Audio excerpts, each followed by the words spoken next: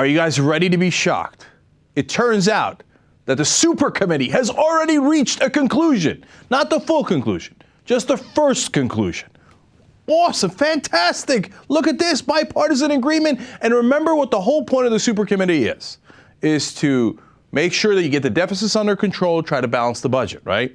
So you either bring in revenue or you do spending cuts. So what is the first conclusion that they have reached?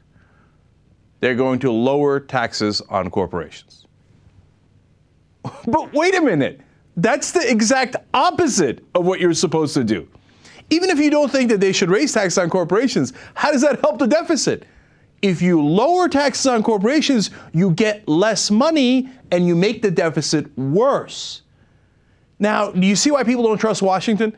Because in Washington, everything's upside down. They're like, all right, let's balance the budget. Okay, first thing is, let's get in a bigger financial hole by giving away more to the rich. Agreed? Agreed. Let's shake on it, right? These aren't just Republicans saying it. Look at Senator Patty Murray from Washington, the big Democrat on this committee who's going to protect the middle class. They laugh along with me. She says, quote, most people do agree that such high tax rates make the United States a less attractive place in which to do business. This is a Democratic senator saying this. Who are the most people? Yeah, most people are most of your donors. Whether you're a Democrat or Republican, they say, oh, yeah, our corporate tax rates are way too high. Do you agree? Oh, absolutely. We all agree. Now, go ahead and do our bidding. I don't give a damn about the American people or the budget. You lower those corporate tax rates.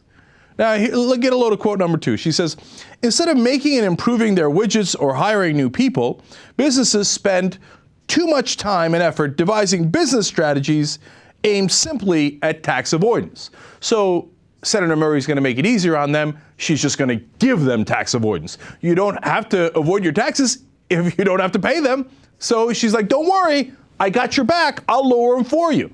So you don't have to go through the whole hassle of avoiding them, okay? No, of course, we'll deliver for you. Wait a minute, I thought this was to fix the problem that Americans have.